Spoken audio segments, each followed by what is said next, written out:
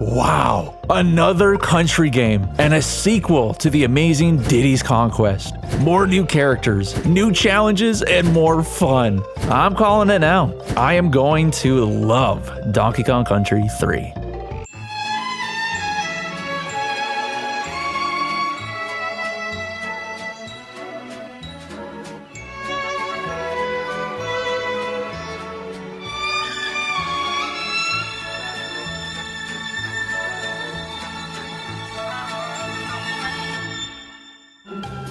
Something that's really interesting to me is the release date between DKC 3 and the Nintendo 64. The third game of the Country series coming out after the next console. Now, back then, I was certainly busy playing the N64. I didn't grow up with the Super Nintendo! But if I did, well, I would probably move on to the next console anyways and play these bangers.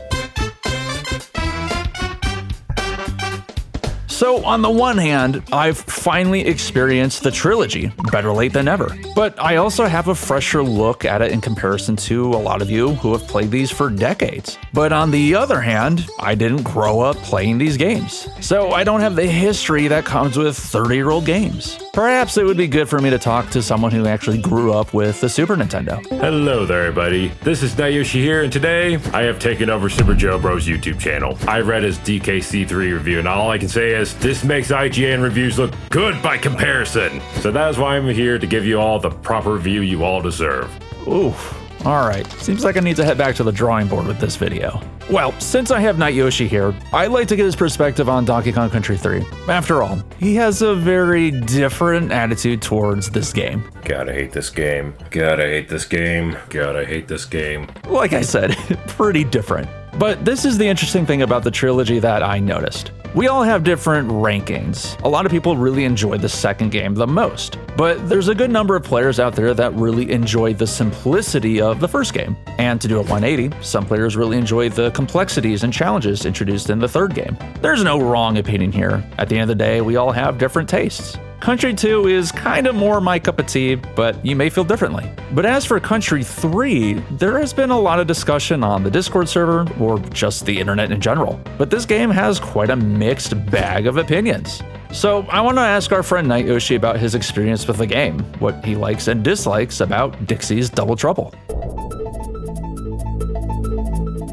Personally, I really liked the new additions in this game. There's something about Rare that we continue to see over the years, trying new ideas and trying to push the console to bring the player a new experience. When this ambition worked, it worked wonders. But when it didn't work, well, personally, I would say it still created an enjoyable game. Some elements might not make sense in a monkey game, such as the saw chasing the player in Ripsaw Rage, or reverse controls in Poisonous Pipeline, or low gravity in Logi Labyrinth. But personally, I still had a good time with it, even though they are some of the more challenging or weird levels. Do you find those new additions to be too much, not enough? What about the additions did you not like? So there are additions I do like the overworld map, being able to go in and out whenever you want. That's awesome. I like that. Yeah. For me, more so it's the level design and just some of the gimmicks they come up with that I don't like. Like, really, I'm running up away from a giant saw. What were they smoking when they came up with that? Or if any of the toboggan levels, like any level that's, going really fast, you can't slow down, you gotta keep looking. I'm just like, God, this is annoying. This is not Sonic the Hedgehog. Nayoshi mentioned the overworld for a moment, which I want to take a moment to highlight. The overworld was not something I was anticipating in this game, but it made for a pleasant new addition. Honestly, I love that it isn't too overwhelming. Rare gave it just enough material to get the players curious and exploring, without it feeling like a chore. Yooka-Laylee in the Impossible Lair is a recent example that kind of felt too big. I love the puzzles and methods to altering a world, but there were a few areas that could have been scaled back just a bit. But that's kind of an unfair comparison. These two games are 23 years apart. Anyways, I love that Funky Kong provides different methods of travel to expand the map. It's a good way to feel like you're making progress in the game, especially while helping out the bears with various tasks or rescuing banana birds. The story in Country 3 is so different in comparison to the other two. The first and second game immediately start with a problem. The bananas were taken, or the hero himself, DK, was taken. These are iconic setups to any adventure. There's an immediate goal set in stone when players boot up the game. So, I don't know. I find it interesting that the third game starts off with no real story. Everything appears calm. Dixie and Kitty are simply going on an adventure together. With Country 3, I'm curious though, because it has quite a bit of a different story. And I'm kind of curious just your thoughts on it in comparison to Country 1 and 2. It's freaking lame. I like that they're on a new continent, and that's about it. But at the same time, it's like, K. Rool looks like an idiot now. It's like, okay, I kidnapped Donkey Kong, that didn't work, so I'll just kidnap the sidekick. Yeah. It's like, why not kidnap Dixie Kong too, you stupid idiot? That brings a good point. How did he only get Diddy Kong and not Dixie? How did K. Rool manage to get Donkey Kong again? Got questions now. Yeah, I mean, they try explaining the manual, which if you haven't read it, it's worth looking into, but it's 90s storytelling. It's like, I shouldn't be too harsh because they didn't have cutscenes and whatnot back then, but at the same time, I feel they could have did more than just, oh, the heroes are kidnapped again. It's like, how about just have the heroes team up this time? Like, imagine 3 players at the same time, Donkey, Dixie, and Diddy working together. That'd be awesome. That'd be something unique and different. That'd be pretty cool. I would love that, but no, they didn't do that. That'd be pretty cool. Nayoshi brings up a good point about manuals. That's something I have to remind myself, is that back in the day, players had a manual. The kids don't know what I'm talking about here. Believe it or not, paper used to come with your physical cartridge. But that manual would further set the stage for the game. And I remember those days fondly. I still hold on to my GameCube manuals. You can't get rid of those. But if I had the manual to Country 3 when I first played this a few months ago, well, perhaps that extra content would have added to my experience. When you kind of first played the whole thing, what was your reaction first seeing DK and Diddy being kidnapped?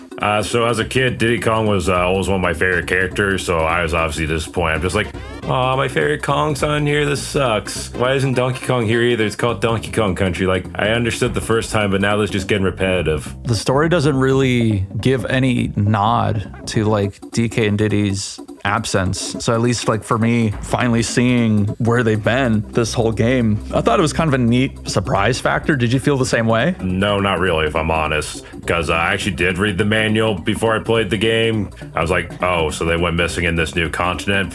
Gee, I wonder if K. Rool had something to do with this, because a robot named Chaos? Yeah, no, they're not replacing K. Rool. Are you kidding me? I'm not stupid. I'm a college student by this point. That's a good point. Okay, yeah, this is where I really need to remind myself to bring the manual into consideration, because me going just so blind, I'm just like, oh, this is so interesting. This is like a Dixie Kong adventure. She's bringing along Kitty Kong. There's no light being shed on an absence of her boyfriend and DK. So very different, very interesting how a different perspective kind of changes how you look at a game, I guess. I'm a big fan of the surprise ending after defeating K. Rool. Both Donkey Kong and Diddy Kong getting captured is quite the twist. And I like the way that the game held on to the very end to reveal this, minus the manual, of course. Heck, even King K. Rool himself was quite a twist. He got a serious butt kicking in the last game. Who would have thought he'd be back for more blood? I can agree in general that Kitty Kong isn't necessarily my favorite character, especially coming from the second game where both Kongs can carry a level on their own. Anytime I'd get stuck with Kitty, it was hopeless. And to the point where I'd put Kitty in front so that if I took an accidental hit, the adventure could continue with Dixie, the objectively better Kong to explore with. I'm sorry, Kitty. I wanted to like you, but we'll always remember you as Meat Shield. Have gone years wondering, how does Kitty Kong even play? What's the beef here, right? And now that I know, now that I've played it, I'm like, okay, yeah, it's I'm quite okay with the fact that we don't really see him, don't see much of him going forward. I'm happy that we got Chunky Kong out of this. Yeah, that's the only good thing to come out of it. Like, seriously, what were they thinking with that wire skip ability? Oh my gosh, yeah, cool concept, but this is kind of a huge disadvantage for newer players, for me, that don't have the manual in front of them. At the time, I think that's awesome, but to not have that. I went the whole game not knowing how to do it. Folks in the comments were telling me like, oh, you got to do the water skip. I'm like, I don't even know how. The game didn't tell me how. Oh yeah, very different times. If you didn't have the manual, you were generally screwed. And since I ran a lot of my games from Blockbuster, yeah, I was screwed a lot of the times. Oh my gosh, yeah. And it's not like you could look it up on the internet at that time. That was not really a thing at that time, or just not really available at the time. That was the Dark Ages. The Dark Ages. The caveman years. I still like the concept of the hero getting kidnapped. How often do we see Mario getting kidnapped? It's kind of not that frequent. And the few times, you know, like Luigi's Mansion being an example, it's like, what a great opportunity to bring a new character, new story, new opportunity. Do you think the game would be more well received if it wasn't Kiddy Kong, or if Kiddy Kong was designed differently to be more, I don't know, flexible? Well, yes and no. Like, Kiddy Kong is definitely a problem. Like, the controls for the water skip alone are what kill him for me. If it wasn't for that water skip, I would just say, oh my god, I hate this guy. He's almost as bad as Toad, too. He's just kind of there. But at the same time, even if you put Diddy Kong in, for example, you can't save some of this bad level design, in my opinion. Some of these levels just feel too similar to Donkey Kong Country 2, and some of them are just too annoying to be fun for me. Interesting. I can still praise Rare for trying out different characters. This expanded the Kong family more from the second game, and this would help expand the family even more with Tiny Kong as a sister and Chunky Kong as a brother. If Kiddy Kong's existence means the creation of one of the best characters ever made, I'm okay with that. As always with the Country trilogy, I'm consistently impressed with the level design and atmosphere. While we've already explored a few snow-themed levels in Country 1, I love the northern hemisphere of Country 3, or essentially Canada. Seriously, these mountains in the background look amazing. Besides the aesthetic of the game, the design of the levels have some of the best in the series. I loved exploring Crackshot Croc and finally interacting with this Crosshair Kremling. I first interacted with him in DK64, which is the same concept, a character off-screen targeting the player. But funny enough, I think Country 3's take on the character works even better. I can even praise Rocket Rush to an extent because I think the concept on paper is really fun. While it's not the perfect level, I can appreciate what they were going for. And furthermore, I appreciate that Retro Studios could expand on this concept for Country Returns. But with great levels comes the occasional brutal level. Are there any levels that come to mind right now that you're like, what were they thinking? Don't like this one? Stampede Sprint. Literally, I meant it when I said my Let's Play. This is the worst level I've ever played in any video game ever. Like, if you just take parry out of the question, then it goes from worst level I've ever played to annoying. But oh my god, that was so frustrating. You have no idea. And I did it without save states. I know. I did it without rewind. It's like, this is torture. Like, being the level alone, that's hard enough. But with the stupid bird. It's official. Not Yoshi doesn't like birds either. I mean, Squawks is okay as long as he's not purple. Purple Squawks is worthless. Like, oh my god, he can pick up a barrel. You wanna know who else can? All the Kongs! Yeah, not wrong. You're not wrong. Why is it so different with Purple Squawks? Because he picks up barrels and that's it. He doesn't spit nuts out. All right. I think it's worth reminding that Lost Worlds are intended to be the most challenging levels in the game. Animal antics in the second game destroyed my will to live. Past these enemies. Squawks, for the last time, let's do this sometime today, buddy. Okay. But again, that's kind of the point. A little challenge is welcomed here or there, so long as it doesn't cross the line of something like the Beaver Baller. I made the mistake of not discussing the music for my review video on Donkey Kong Country 1. I chose not to because I felt the video was long enough, but also it just felt too obvious of a talking point. But looking back, none of that really matters because amazing music always deserves a moment in the spotlight. So to state an obvious once again, the score in the trilogy is so unique and creative. There are diehard David Wise fans, there are diehard Grant Kirkhope fans, and let's just say both are very justified. I wasn't all that aware of composer Evelyn Fischer's work on the Country games until people mentioned it in the comments for my Country 2 review. And I'm so glad that this has been brought to my attention because now I'm more familiar with her other work, including voice acting roles such as Tiny, Brinkley, Candy Kong, and the Banana Fairies in DK64, or Tootie, Brintilda, and Humba Wumba in the Banjo games, and a lead role, Joanna Dark in Perfect Dark. And of course, when it comes with music, taking the lead composing role for Donkey Kong Country 3. In general, I think Country 2 is a very difficult game to follow up, in every sense of it, but also to follow up the score from a legend that is David Wise. The score in Country 3 has a different coat of paint, but I've come to really love the identity and overall different approach for this game's music. I'm curious to hear your thoughts on the music. Very, very mixed, if I'm honest. Yeah, that's fair. Like for when they get it right, like Rock Face Rumble, oh yeah, that's awesome. When they get to, Big Boss Blues or, Baron K. Rool's final boss theme, yeah, that's awesome. But then you get the underwater theme. It's like, what is this, Friday the 13th? Very different. I think it's hard to follow up what David Wise provided. It's hard to beat the best. I definitely agree with that. It is, yeah, it is. Not to say that the score in 3 was bad in any sense. I agree with you. I think there were some really strong moments that stick out in the whole series. But yeah, I think there's also some that don't quite shine as bright, and that's okay. Yeah, I do have a bit of a hot take here, but the Game Boy Advance DKC3 music is so much better. Like, listen to the underwater theme of the GBA version. It is phenomenal. Really? Oh, no kidding. Honestly, it's probably my top 10 favorite DKC tracks of all time. It's that good. Oh, wow. So this is also what's interesting to me is, I don't know how they're different, what new things they introduce, especially with something like music. Like, was there a different composer working on those games? David Wise worked on the Game Boy Advance version because the thing about the Game Boy Advance is it can't handle high pitches. It will literally burst into flames, so they had to remix almost all the music in the game. That's crazy. Okay. A lot of history with these games.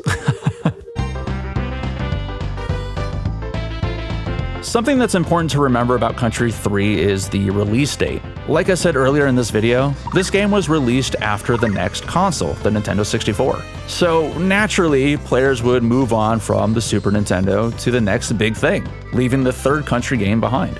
Or at least, that's what I've heard. It has me questioning, these games are like 30 years old now, so I am curious of what potential hardware restrictions come to it. I feel like the fact that we have 2 characters is already pretty amazing, but I don't know, it's the Super Nintendo. It's so long ago now. I wasn't playing it growing up, so I'm not really familiar with what its limitations are, but I do like the concept of what if we had 3 characters to play with? I guess that's kind of where DK64 came into the picture. It's like maybe that thought kind of became more of a reality of let's add more that the player can play as. Yeah, it's definitely a possibility. It's why I've always said myself, I honestly wish they just delayed till the Nintendo 64 for Donkey Kong Country 3, because for me at least, it just feels like they rushed out quickly because it was like, okay, we gotta get a third game out to finish the trilogy. This idea is stupid, put it in the game anyways. It just feels like it's rushed and they didn't fully think everything through. It's part of the reason why I really just wish they'd wait till Nintendo 64. That's a fair point, yeah. It's always interesting to see the games that are coming near the end of a console's life and to think what could have been if it was on the next console. And that also applies to DK64. That's pretty near the end of the N64's life cycle. And it's what if it stayed in development just a little longer to hit the GameCube? Who knows? It seems like Rare are always up against deadlines. At least that's what I hear with a lot of those games of that time. That does sound about right. Yeah. But also think about Ocarina of Time and Majora's Mask, where these 2 games are very similar in just a sense of the way that they look, the way that they play, and the fact that their release dates are so close together. I think that might be a reason why we see the 3 Country games be put out year apart of each other. If you're able to reuse assets of a game, great. You're saving time, labor, money. I can see where things work out, and hopefully they're able to use that other time to kind of focus on the development part, right? The story, the level design, the challenges. It has me wondering kind of exactly what you're saying, of just if Country 3 were in mind for for the 64, what would that look like? How different would it be? Well, hopefully they wouldn't have Kiddy Kong for one. That'd be a nice start. I personally, and this is a hot take that's going to get me in trouble, I'm sure, but my honest opinion, Donkey Kong 64 is the real Donkey Kong Country 3, because that's what I wanted it to be. Something new, something different. Interesting. That's interesting. I mean, it's like, I guess when I'm defending the game, I like to say it's not a country game. It's a mixed bag. I think it's hard to please a lot of fans, even though for me, that's what came first. And I was like, great, I love it. Let's keep this up. Oh yeah, I totally agree. So whether we have mixed feelings or negative feelings towards a game, I like to think that sometimes all we need is time. Don't get me wrong, some games just can't win us over. But I've experienced this with TV shows, films, music, and the occasional game. Or even on a smaller level, like a world I couldn't stand at first. But after revisiting the world, it all started to make more sense. Let's just say I do sometimes feel if I played Country 3 at a different time, maybe I wouldn't have hated as much as I did, because I don't look back at that time fondly. Let's just say that. Yeah, no, you know what? That's a great point too. Like, we talk about like how worlds of a game can our opinions can kind of shift over time. And now, like we've talked about, like with DK64, for example, like Gloomy Galleon or Crystal Caves. Like, I was such a Gloomy Galleon hater for years, just didn't like it. And then, I don't know, one day it finally clicked with me. One day I finally just like, you know what? I think I was a little harsh on this world because it's starting to win me over. Well, that's just wrong. Gloomy Galleon still sucks and it's still really empty. And that's true. Like, I still don't have high opinions of it. I've come to dread it a little less now. And so who knows? I kind of feel the same way. Yeah, that's kind of where I can potentially see Country 3 being for some folks. I mean, who knows? Like, it might just be a matter of time. Don't know. It's the kind of thing where the more you play these games, you notice certain details or opinions can kind of shift a little over time. You're like, all right, you know what? I can see some beauty with Country 3. Or maybe not. Maybe you end up disliking it more. Yeah, that's what ended up happening with me. It's like I kept trying it. It's like I want to love this game. I want to love all the Donkey Kong games, but I just can't love it no matter how hard I try. Yeah, I get it. I think so long as you give a game a genuine chance, that's all that matters. Give it the opportunity to speak for itself. Gaming, and art in general, is very subjective. But that's what's cool about sharing the experience. We all come from different backgrounds, different worldviews, different struggles in life. But when we come together to share what we love, who knows? It might open your mind. So, I don't actually hate Country 3, as the intro title falsely claims. It's not my favorite of the series, but I see the appeal and why there's a smaller community that gravitates towards it. And while Night Yoshi has, very negative views towards the game, I appreciate his perspective on it and taking the time to chat. Thank you to Night Yoshi for being in this video. Go spread the love and check out his channel for more entertaining playthroughs. I promise you, our friend here isn't all doom and gloom. And if you want more Kong goodness, you've come to the right place. A big thank you to the members of this channel and mods for making this a fun place to talk about games. And if you're new here, I have a massive project coming up. Donkey Kong December. Stay tuned for more. Have you ever 105%ed Country 3? I don't hate myself enough to do that.